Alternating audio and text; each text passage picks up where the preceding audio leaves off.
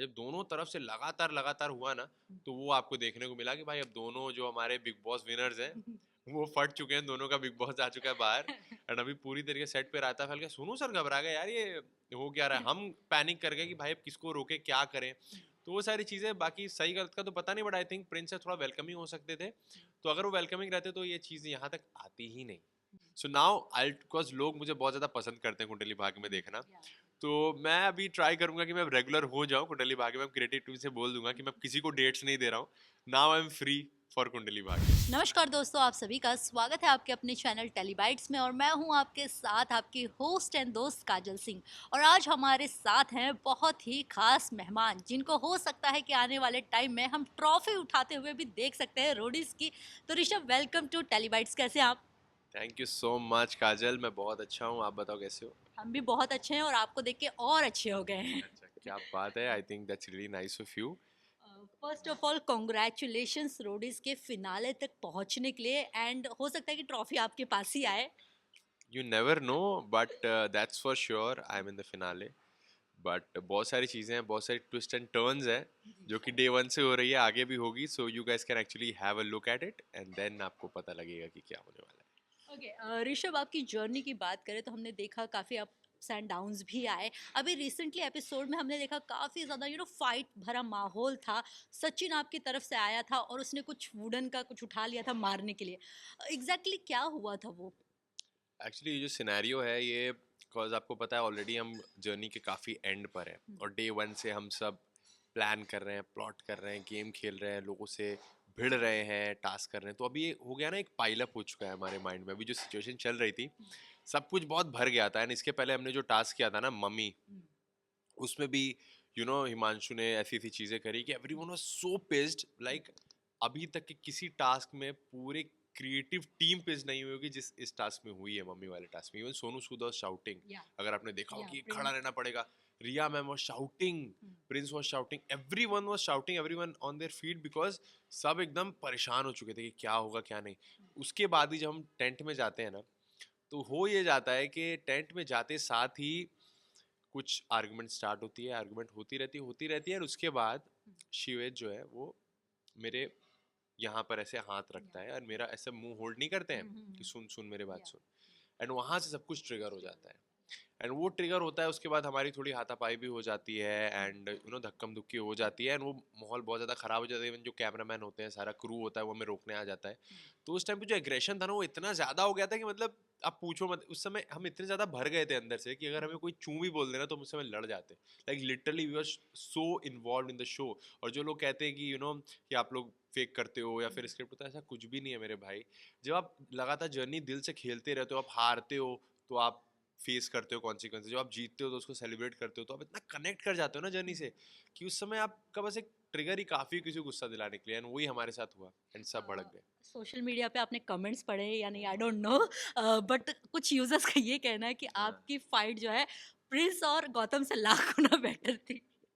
क्या क्या? It was interesting fight. Which fight? अभी जो रिसेंटली हुई है हिमांशु के साथ आपकी, that was oh more my god, interesting then मेरे को बिल्कुल इसका पता नहीं था कि ऐसी बात भी है कि प्रिंस और गौतम सर में जो ज्यादा। लड़ाई थी उससे ज्यादा इंटरेस्ट। या खैर वैसे तो ये फ्लेक्स करने वाली बात नहीं है, बट अगर आप कहते हो और ऑडियंस अगर कहती है तो let's accept this. Possibly yes, लोग वो इंटरेस्टिंग लग रहा होगा। या बट यार हम तो पूरे एग्रेशन में थे, हम तो गेम के मूड में थे, एंड जो वहां पर हुआ हुआ। एंड इवन शो के दौरान तो मेरी प्रिंस सर से भी काफी ज्यादा एक गर्मा गर्मी चलती थी। बट अभी आई एम ग्लैड कि अभी everything is sorted between me and Prince sir. तो सब कुछ काफी स्मूथ चल रहा है, everything is quite nice. Okay. अभी रिसेंटली कुंडली भाग्य के भी एपिसोड में आपको देखा गया, एंड रोडीज के भी कुछ कंटेस्टेंट्स आपके साथ वहाँ पे थे। कैसा माहौल था, क्या कुछ कहना चाहेंगे आप? तो मैं सबसे पहली बात तो यही कहूंगा, जब से मैं कुंडली भाग कर रहा हूँ, I am enjoying it. I am genuinely enjoying it, because वहाँ पे ना आपके लाइक माइंडेड लोग मिल जाते हैं। जैसे Paras is my friend, Baseer is also an ex Roadie. उन्होंने भी पूरा एमटीवी से अपना जर्नी या स्टार्ट करा, एंड बसीर से मेरा काफ़ी अच्छा वाइब मैच होता है। इवन जब मैं रोडीज पे जा रहा था तो मैं उसके पहले 2 महीने लगातार कुंडली भाग के लिए शूट किया था। या तो मैंने बसीर से पूछा भी कि बसीर भाई क्या कर सकते हैं, क्या नहीं कर सकते, बिकॉज उन्होंने जर्नी जी है। So obviously experience matters. तो वहाँ पे मैंने उनसे पूछा। Even Sohail is also there, मैंने सोहेल भाई से पूछा कि सोहेल भाई क्या कर रहा है, तो उन्होंने अपनी एडवाइस दी, टिप्स दी। तो ऐसा लगता है ना जब मैं सेट पे जाता हूँ तो ऐसा लगता है कि नहीं यार, मतलब फैमिली है एक मेरी लाइक माइंडेड लोगों की। सो आई एंजॉय अ लॉट वहाँ पे कुंडली भाग के सेट पे। एंड पर मेरी किस्मत इतनी खराब है कि जब मैं कुंडली भाग के सेट पे जाता हूँ तो कुछ ना कुछ मेरी चीज़ें फंस जाती हैं। जैसे मैं जब कुंडली भाग में था तो मुझे रोडीज जाना था, तो मैं 1 महीना 2 महीना लगातार पूरा गैप हुआ। उसके बाद अगेन मैं जैसे ही सेट पे गया, जो एपिसोड की आप बात कर रहे हो, अगेन मेरा एक प्रायर कमिटमेंट था, मैं इंटरनेशनल ट्रिप पे चला गया। सो नाउ आई, बिकॉज लोग मुझे बहुत ज़्यादा पसंद करते हैं कुंडली भाग्य में देखना, तो मैं अभी ट्राई करूंगा कि मैं रेगुलर हो जाऊं कुंडली भाग्य में। मैं क्रिएटिव टीम से बोल दूंगा कि मैं किसी को डेट्स नहीं दे रहा हूँ, now I am free for Kundali Bhagya. Rishabh, Prince और गौतम की जो कंट्रोवर्सी है काफी ज्यादा लाइमलाइट में आई थी, तो आपको क्या लगता है कौन सही था कौन गलत था, गौतम या फिर प्रिंस? यार मैं सही गलत का तो नहीं पता, बट मैं अपना एक पॉइंट ऑफ व्यू आपसे शेयर करूंगा। पॉइंट ऑफ व्यू ऐसा है कि मुझे ऐसा लगता है कोई इंसान जो काफ़ी टाइम से एक एंटिटी में वर्क कर रहा है, 6 साल 7 साल से, तो he is a senior obviously. और जैसे आप भी इंटरव्यू मेरा ले रहे हो, आपका भी कभी फर्स्ट डे रहा होगा, राइट? तो जब आप फर्स्ट डे पे रहोगे और अभी जब हो, तो आप में भी तो ज़मीन आसमान का फ़र्क है आपके अंदर। जैसे मैं इंटरव्यू दे रहा हूँ, मैंने भी कोई फर्स्ट टाइम इंटरव्यू दिया होगा, तो मैं ज़मीन आसमान का फ़र्क है आज और उसमें। तो आदमी ग्रो करता है। तो उसी तरह जब रिया मैम और गौतम सर पहली बार गैंग लीडर बन के आए, तो मुझे ऐसा लगा ना कि यार शायद प्रिंस सर ज़्यादा वेलकमिंग हो सकते थे, कम अटैकिंग हो सकते थे, और बेटर वे से ना उस चीज़ को प्रोक्योर किया जा सकता था। और इस बार 3 ही लोग थे, हर बार तो 4 4 लोग 5 5 लोग भी रहते थे, इस बार 3 लोग थे, तो काफ़ी क्लोज प्रॉक्सिमिटी था। उसके अलावा भी प्रिंस सर ने, हमें लगता है वो वेलकमिंग नहीं थे। इवन मुझे याद है मैं इंदौर गया था ऑडिशन देने, मैंने बात ही कहीं बताई नहीं है, मैं इंदौर ऑडिशन देने गया था, तो वहाँ में, और वो बात अलग है टीवी पे मेरा दिखाया कि Chandigarh, but I was in the Indore audition. तो इंदौर में गया था, स्टेज पे जब लोग आते हैं ना gang leaders, Sonu sir, Prince sir, Gautam sir, Riya ma'am, तो वहाँ पर भी Prince sir was really attacking Gautam sir, ये तो ऑन एयर भी नहीं है। मतलब तो मुझे मैंने इवन जो मेरे फ्रेंड्स थे जिनके साथ ऑडिशन देने गया था, मैंने बोला यार Prince sir is like too much. मुझे लगा हो या तो फिर बोल ही रहे होंगे ऐसे, बट गौतम सर ऑफेंड हो रहे थे वहाँ पर भी, मुझे उनके एक्सप्रेशन से दिख रहा था, कुछ बोलते नहीं थे, बट यहाँ पे वो फट गया। और जब दोनों इंसान फट जाता है तो फिर क्या होता है, लड़ाई होती है, क्योंकि लड़ाई तो दोनों हाथ से होती है। नहीं तो एक तरफ से कोई बोल रहा है तो वो there is no way out. But जब दोनों तरफ से लगातार लगातार हुआ ना, तो वो आपको देखने को मिला कि भाई अब दोनों जो हमारे बिग बॉस विनर्स हैं वो फट चुके हैं, दोनों का बिग बॉस आ चुका है बाहर। एंड अभी पूरी तरीके सेट पे रहता फैल गया। सोनू सर घबरा गए यार, ये हो क्या रहा है, हम पैनिक कर गए कि भाई अब किसको रोके, क्या करें। तो वो सारी चीज़ें, बाकी सही गलत का तो पता नहीं, बट आई थिंक प्रिंस थोड़ा वेलकमिंग हो सकते थे। तो अगर वो वेलकमिंग रहते तो ये चीज़ यहाँ तक आती ही नहीं, क्योंकि Gautam sir was very polite from day one, और रिया मैम तो वैसे भी शांत रहना पसंद करती हैं। तो अभी रिसेंट फाइट में रिया ने प्रिंस को कहा जिस थाली में खाया है उसी में छेद किया, जिसके बाद रिया को काफ़ी ज़्यादा ट्रोल भी किया गया लोगों द्वारा। आपका क्या टेक है इस पे? ये ट्रोल का तो पता नहीं, आई थिंक वो एक प्यार होता है, जैसे जो आपको प्यार करते हैं ना, वो जब भी आप आपके अगेंस्ट कोई बात होती है ना, तो लोग लड़ जाते हैं। जैसे अभी मेरे कुछ लोग हैं जो मुझे प्यार करते हैं, तो मेरे अगेंस्ट अब कोई भी बोले ना, कोई भी, तो वो उससे भिड़ जाएंगे जाके। तो उसी तरह जो प्रिंस सर के लोग हैं, जो एमटीवी के लोग हैं, वो ऑब्वियसली प्रिंस सर ज़्यादा रिलेट करते हैं, तो अब वो ट्रोल, मैं कहूँगा नहीं, troll is a very strong word, but वो उन्हें प्यार करते हैं, तो वो क्या होता है ना, अगर वो कुछ भी करे, गलत सही डजेंट मैटर, वो कुछ भी करे, तो उनका प्यार इतना है ना कि वो उनको सही बोलेंगे और सामने वाले को जाके कमेंट करेंगे। तो उस बेसिस पे आप जज ही नहीं कर सकते कोई इंसान किस तरह से उस चीज़ को कर रहा है। बाकी जहाँ तक बात है रिया मैम की ये बोलने की, तो उन्होंने इस एस्पेक्ट में ही कहा था कि अगर आप शो कर रहे हो इतने साल से, आप उसके पार्ट हो, आप उससे जीते हो, तो उसी शो के डिसीजन को आप कैसे खारिज कर सकते हो, और एकदम जेन्युइनली खारिज कर रहे हो कि नहीं भाई हम तो एक्सेप्ट ही नहीं करेंगे, हम तो टास्क ही नहीं करेंगे, हो ही नहीं सकता। So I think that was not right. हमने देखा है कि कई बार हिमांशु आपको टारगेट करते हुए शो में नजर आए हैं। आपकी और उनकी फाइट जो है काफ़ी कंट्रोवर्शियल हो रही है। इस बारे में आपका क्या टेक है? ये कब से स्टार्ट हुआ and what was it? I think show में ना मैंने कभी डायरेक्ट हिमांशु से कुछ बोला ही नहीं कभी, क्योंकि वो गौतम सर के गैंग में जब था तो मैंने कभी डायरेक्ट उसे अटैक किया नहीं। एंड जब वो इस गैंग में भी आ गया ना प्रिंस सर, तो अचानक से उसका दिमाग ही खराब हो गया। आप देखोगे जो लोग मेरे फ्रेंड थे ना गौतम सर की गैंग में, वो जब प्रिंस सर की गैंग में गए ना, तो मेरे अगेंस्ट हो गए। जैसे पीयू ने मेरे नेक पे अटैक किया था, it was like legit attack. जिसने भी देखा वो पता नहीं क्या प्रमोट कर रहे हैं, मुझे समझ नहीं आ रहा। मैंने जो रोडीज देखा है ना, मैंने जो रोडीज जिस ऑडिशन में ना, आपको याद होगा जब नेहा मैम हुआ करती थी, ऑडिशन में एक लड़के ने बोला कि उसने एक लड़की पे हाथ उठाया है, ठीक है, तो उसके साथ क्या हुआ था। पर मेरे को समझ नहीं आता, जब जेंडर शफल, मतलब इसका वाइस वर्सा कर दिया जाए, जहाँ पे एक लड़की ने शो में जो कि मेरा ब्लाइंड फोल्डेड है, उस पर मेरे नेक पे अगर अटैक किया तो क्यों नहीं मतलब उठाया गया? मतलब वो टास्क में भी नहीं है, मतलब टास्क हो रहा है बट उसने लेजिट अटैक किया, मैंने पोजीशन चेंज किया अपना, तब उसका ये एल्बो मेरे नेक से हटा है, वो बहुत ही क्लियर और ये टेलीकास्ट हुआ है। बट जस्ट बिकॉज लोग उसे भी फ्लेक्स कर रहे हैं यार, मेरे को समझ नहीं आता आज के। और मेरा ऐसा मानना है यार, मैं भी क्लास 8-9 में था, 13-14 साल का बच्चा था जब मैं ये शो देखता था, तो मैं ऐसा कोई इन्फ्लुएंस चाहता नहीं कि हो। भाई अब ये चीज इन्फ्लुएंस नहीं कर सकते, रूल्स आर रूल्स। और अगर जैसे बहुत सारे लोग, आप तो मेरे सोशल मीडिया पे देखोगे बहुत सारे लोग अलग अलग तरह की बातें कर रहे हैं कि मैं रोने लग गया टास्क में या यो। भाई आप एक बात सोचो, अगर आपको कोई अटैक कर देता है किसी वेपन से, मैं भी तो अटैक कर सकता था ना। क्या आपको क्या लगता है I am not capable enough? I am very capable physically, but I am mentally way too strong. That's why I stopped myself there. Attack करना इज वेरी इजी बाबा, किसी को हाथ उठाना मारना is very easy, the easiest thing that you can do on earth.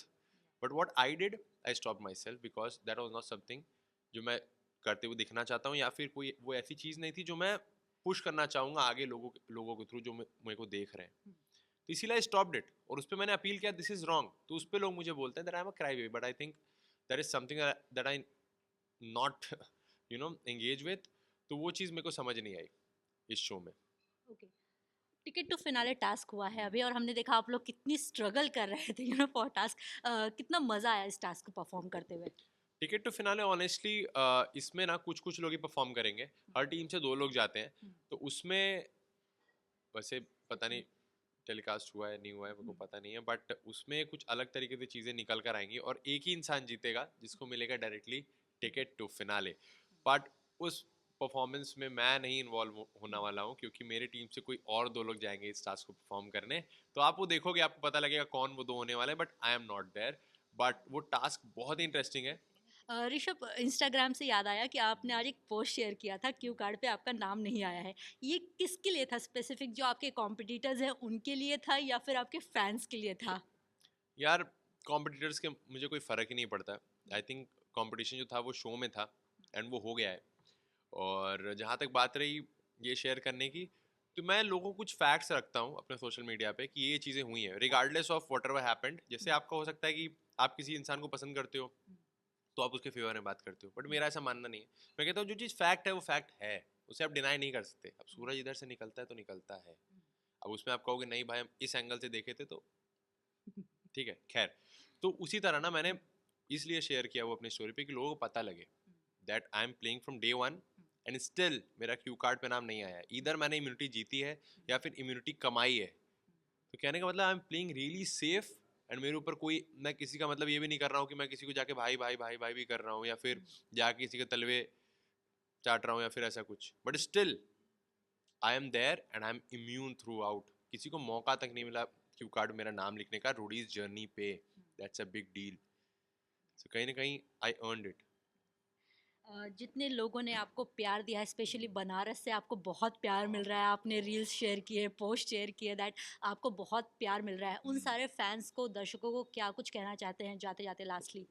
मैं जाते जाते यही कहूँगा कि मुझे बिल्कुल भी आइडिया नहीं था कि मुझे यूपी से इतना ज़्यादा सपोर्ट आएगा, बनारस से मुझे इतना ज़्यादा सपोर्ट आएगा। मेरे डीएम्स भरे हुए हैं, मैं इसे बहुत ज़्यादा शेयर नहीं करता अपनी स्टोरीज पे, once in a while share कर देता हूँ।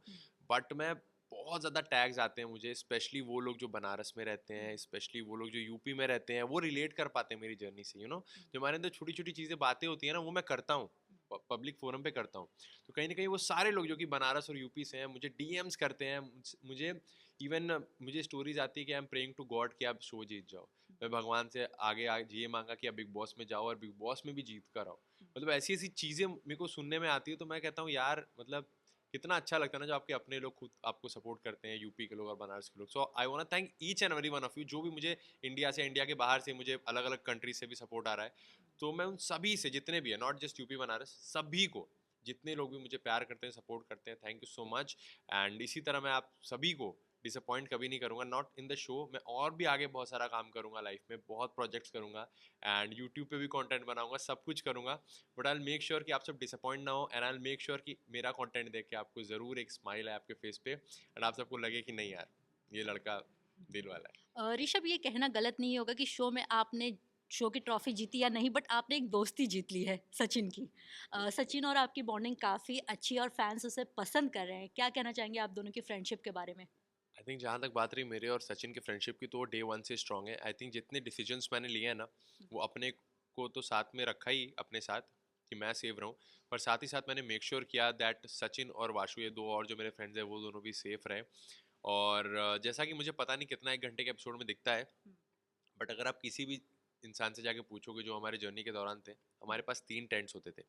प्रिंस गैंग की टेंट, गौतम सर की, और हमारी गैंग की। तो मोस्टली जितने लोग होते थे ना, वो हमारे गैंग में ही चिल करते थे, हमारे टेंट में चिल करते थे। चाहे वो जोगिंदर हो, चाहे वो प्रेम हो, चाहे वो प्रियंका भी क्यों ना, वो हमारे टेंट में सोती थी, हमारे टेंट में रहती थी। सो बेसिकली जो हमारे टेंट का माहौल था ना, वो काफ़ी अच्छा था, बिकॉज हम इन्जॉय करते थे। बिकॉज हमारे लिए ना सिर्फ ये एक मतलब जीतना जीतना शो नहीं था, क्योंकि रिया में हमें हमेशा कहती थी कि ये जो जर्नी है ना, ये तुम्हें हमेशा याद रहेगी। जीतेगा एक ही, बट ये जो जर्नी है ना, जो तुम जियोगे, तुम्हें हमेशा याद रहेगी। तो हर बार हमें मोटिवेट करके जाती थी कि यार रिया मैम, ये तो हमें वही लगता था कि यार हमें इंजॉय करना है। ऐसा नहीं कि कोई चीज़ छूट जाए, सिर्फ लड़ाइयाँ नहीं करनी है, या फिर हमें सिर्फ गेम पे फोकस नहीं करना है, हमें इंजॉय भी करना है। तो हम वही करते थे। दैट्स वाई हमारे गैंग में ना सबसे ज़्यादा लोग लास्ट तक रहे भी थे कुछ दिनों तक, और उसके बाद भी जो दूसरे गैंग के थे ना, हमारे गैंग में चिल करते थे। तो हमारी जो फ्रेंडशिप थी ना, वो सबसे थी। और हमारी सचिन की तो बात ही अलग थी। हम लोग तो दुनिया एक तरफ, हम दोनों की मस्ती एक तरफ, तो हम लोग अपनी अलग मस्ती करते थे। जैन वीरू। हाँ, जैन वीरू वाले any message for your competition, जो आपके कंटेस्टेंट्स हैं फिनाले में आपके साथ खड़े होने वाले हैं, ट्रॉफी की आपकी जंग होने वाली है, उन सभी के लिए कुछ मैसेज? मैं यही कहूँगा कि सबका एक दिन होता है, जैसा प्रिंस सर कहते हैं, सबका, हर इंसान का ना एक दिन होता है। तो उस दिन जिसका होगा वो ट्रॉफी लेकर जाएगा। बाकी मेरा ऐसा मानना है ना, ज़िंदगी बहुत लंबी है, एंड आपका कंपटीशन ना कोई दूसरा इंसान नहीं, आप खुद होते हो। So I will make sure that I am competing myself and I'm improving every day and I'm winning trophy in real life. Thank you so much Rishabh, I hope कि ट्रॉफी आप जीत के आए। बिल्कुल बिल्कुल। Thank you. Thank you so much Kajal, it was nice having you here, and yes, I enjoyed it a lot. For top serials on sets to personal interviews and fun segments with actors, subscribe to Telebytes right away.